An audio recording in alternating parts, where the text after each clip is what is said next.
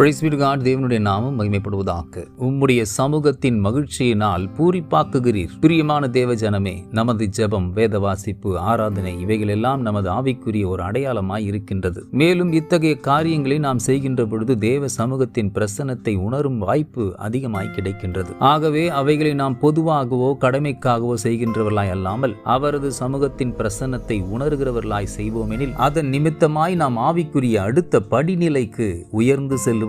அப்பொழுது கர்த்தர் இவ்வசனத்தின்படியே அவரது சமூகத்தின் மகிழ்ச்சியினால் நம்மையும் மேலும் பூரிப்பாக்குவார். யாரை இத்தகைய பாக்கியத்திற்குள் கடத்தி செல்லுகிறார் என்றால், இந்த சங்கீதத்தின் முதல் வசனத்தை பார்க்கும் பொழுது அது தேவனது வல்லமையில் மகிழ்ந்து களிகூறுகிறவர்களுக்கு என்றே குறிப்பிடப்பட்டுள்ளது. ஆகவே எத்தகைய ஆவிக்குரிய காரியங்களை மேற்கொள்ளும் சமயத்திலெல்லாம் நாம் தேவனோடே இருக்கின்றோம் என்று அவரது வல்லமையில் மகிழ்ந்து களிகூறுகிறவர்களுக்கு கர்த்தர் வைத்திருக்கும் மகிழ்ச்சி, சந்தோஷம், நித்திய பேரின்பம் மிக பெரியதாகும். அப்படியா இன்றைக்கும் அவரது ஆலயத்திற்குள் பிரவேசிக்கும் நாம் தேவனது வல்லமையில் அவரது சமூகத்தில் மகிழும் தன்மையை வளர்த்துக் கொள்வோம். அவரது பிரசன்னம் நமக்குள் ஊடுருவதை உணர்ந்து கொள்வோம். இதை காணும் தேவன் நம் வாழ்நாள் எல்லாம் களிகூர்ந்து மகிழும்படியாய் செய்வார். அவரது மகிழ்ச்சியில் எந்நாளும் பூரித்திருக்க கட்டளையிடுவோம். தொடர்ந்து அதி சீக்கிரத்தில் எத்தகைய லேசான உபத்திரவங்களும் நீங்கி கன மகிமையை நம் வாழ்வில் காண கர்த்தர் தாமே வழிவகுப்பாராக. God bless you abundantly.